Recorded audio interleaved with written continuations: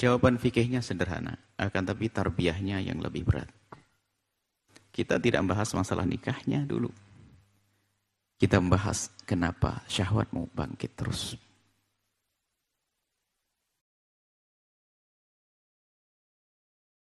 Di langkah pertama adalah berusaha dong. Nabi kan mengajarkan. Man istata'a minkumul ba'ata falyatazawwaj.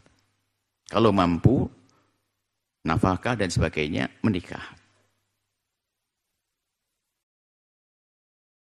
Kalau tidak, berpuasa. Artinya berpuasa begini adalah puasa beneran. Iya, akan tapi fa'innahu lahu wija, berusaha untuk meredam hawa nafsunya.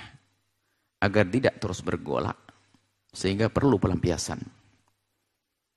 Sehingga bagi siapapun yang diuji dengan syahwat, maka waspadalah. Dengan hal-hal yang membangkitkan syahwat.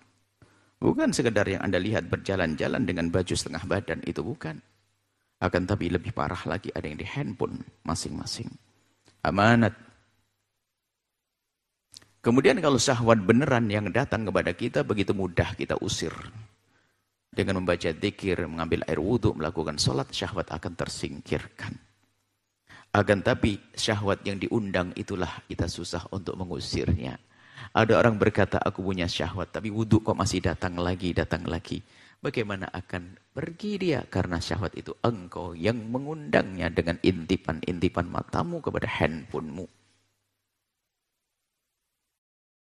Anda harus paham makna ini.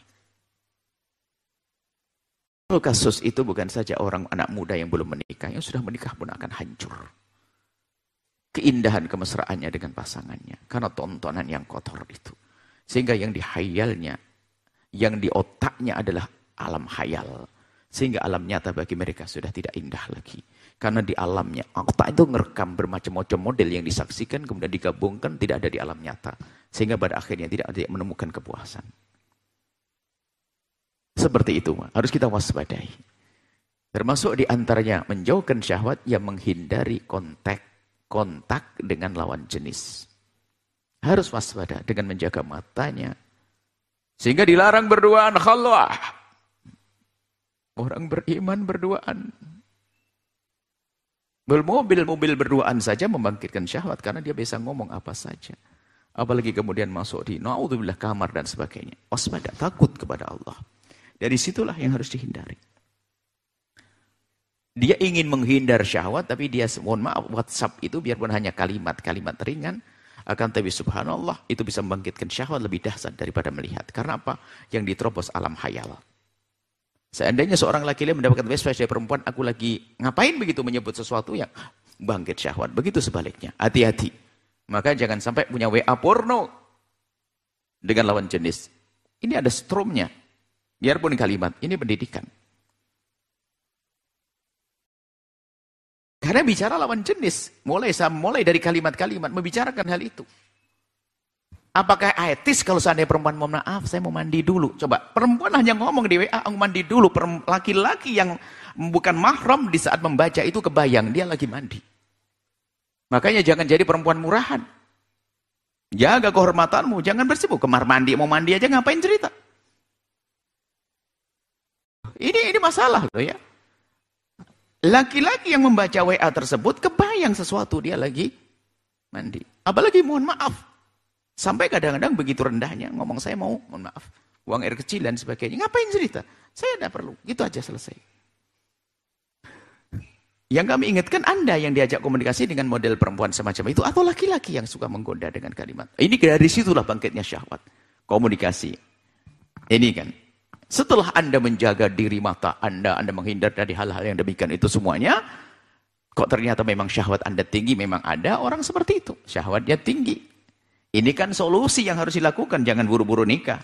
Sebab nikah harus direncanakan, kalau tidak rencanakan nanti bisa berabe. Cuman ini kasusnya, Anda orang yang sangat soleh atau solehah, menjaga diri dari keharaman, sudah berusaha. Nonton itu enggak, menjaga dengan laki-laki sudah, menjaga, alhamdulillah, aman. Jangankan kok aku membayangkan laki-laki setiap ada lintasan saya buang. Jangankan kok saya masuk kamar dengan laki-laki, tersentuh tangan saya saja, saya merasa risih. Tapi syahwat saya tinggi, ini baru perempuan mulia. Lalu bagaimana? Untuk menikah saya belum waktunya dengan saat itu. Laki-laki, ada belum. Lalu bagaimana menikah siri bagaimana? Tentunya sama-sama berharap jika seandainya berlanjut, memang layak dilanjutkan. Ini baru bicara solusi. Sebab kalau tidak dikasih solusi ini, yang terjadi apa? Zina. Na'udzubillah, bukankah orang bodoh? Pintu halal ada, kenapa dia melakukan yang haram? Pintu halal mudah, kenapa melakukan yang haram? Sebagian seorang anak muda akhirnya memilih perzinahan. Padahal ada jalan, tentunya direncanakan lakinya siapa, sambil sekolah dan sebagainya. Ini kan kasusnya apa? Memang syahwatnya bergolak, tidak bisa ditahan. Menghindar dari makan-makan bangkitkan syahwat, sudah. Tapi tetap bangkit syahwat. Nggak mungkin tidak disalurkan dengan cara yang halal. Maka nikah siri ada. Nah ini. Jadi ini pemuda. Yang masih belum pernah berusan. Tapi bangkit syahwat lalu menikah. Pemudi menikah dengan nikah siri. Memang secara hukum syariat adalah halal. Dan terencanakan. Maksudnya terarahkan. Ada tujuannya. Bukan untuk main-main, hati-hati main-main Allah. Ini bagi yang masih bujang. Ya kalau yang sudah punya halal ya nggak kebayang dong. Maka yang sangat busuk dan busuk-busuk punya halal masih punya hayalan dengan haram. Na'udzubillah. Apalagi nyentuh yang haram. Sudah punya halal, punya istri halal. Coba-coba ya. Suhunya punya suami halal kadang-kadang. Na'udzubillah.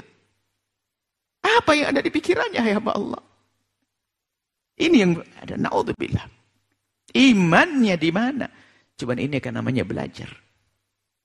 Nah baru maka bagi anak-anak muda yang memang bangkit syahwatnya kuat. Bukan karena Anda memang jadi budaknya syahwat. Yang setiap hari nonton film-film kotor. Tapi Anda sudah menjaga istighfar, sholat dan sebagainya. Bangkit syahwat dan nikah. Saya belum punya modal, siri. Di saat menikah siri pun harus ada gambaran. Seandainya dia hamil bagaimana? Saya tanggung jawab dan memang saya akan menikah selanjutnya. Biarpun saat ini aku belum hamil, hanya saya ingin punya pelampiasan yang halal saja. Oh sah-sah saja. Ini perbandingannya dengan di saat orang melakukan yang haram itu. Bukan jangan dibandingkan dengan pernikahan yang sudah direncanakan. Ini beda. Ini solusi. Kalau tidak kita buka pintu halal ini, maka akan terbuka pintu haram. Sambil setelah akad nikah, sirri, tentunya dengan pertimbangan-pertimbangan, kemaslahatan diri di hadapan Allah. Setelah itu konsen dia, saya punya yang halal, pelampiasan syahwat yang halal. Sambil berpikir setelah itu kapan mengadakan resepsinya. Dan resepsi tidak wajib kok. Sunnah dalam madhab kita, jumhur susah. Sunnah. Jadi dalam madhab Maliki, resepsi maknanya isyhar memasyhurkan pernikahan adalah sebuah keharusan. Dalam madhab kita resepsi sunnah. Memang kalau bisa nyembelih onta yang gede-gede gitu. Kalau tidak bisa adalah awalim walau bisa. Buat walimah walaupun hanya satu kambing. Nggak bisa ya ayam. Jangan pitik ayam kecil. Ada yang kalau tidak nyembelih telur. Dadar terus. Tidak harus. Maksud kami di sini adalah halal. Menujulah kepada yang halal. Bermudah pintu halal, halal, halal. Dan siapapun yang mengambil langkah ke sini, mohon maaf khususnya kaum laki-laki, ya jangan hanya main-main. Kalau ternyata nanti ada buahnya, ya harus bertanggung jawab untuk masa depan. Dan sudah direncanakan. Wanita pun juga harus, memang ada wanita yang punya hajat. Mustahil dia, na'udzubillah melakukan kehinaan zina. Makanya mungkin seorang wanita hanya menginginkan, ya sudah saya nikah siri, yang penting sambil saya kuliah, sama aman, saya tidak tergoda sana sini. Nah ini adalah perbandingannya, jangan dibandingkan dengan nikah yang betul-betul resmi tadi, akan tapi ini adalah untuk sebuah solusi. Jadi dibenarkan dengan tujuan. Sebab di luar sana, na'udzubillah. Yang sudah tidak ada iman dalam hatinya. Kalau suka-suka main di sana sini. Melakukan kehinaan, keharaman. Semoga Allah menjaga kita semuanya. Boleh anakku yang muda tadi, kamu boleh menikah siri dengan perempuan solehah, yang suatu ketika nanti akan tetap kalian lanjutkan dengan pernikahan yang sesungguhnya, karena kalian ingin menghindar dari keharaman. Tentunya nanti harus ada adabnya, tata krama dan sebagainya. Biarpun himbuan utama tidak begitu. Himbuan utama adalah nikah dengan resmi, segera dibuatkan surat-surat dan sebagainya. Itu kan himbuan utama dan pertama. Cuman untuk memberikan solusi kadang lebih. Jadi gini loh, ada fadil utama dan tidak utama. Utamanya dengan cara resmi seperti itu. Dengan catatan-catatan resmi utama. Biasa siri adalah tentu di bawahnya. Cuman bisa menjadi utama, menjadi kalah.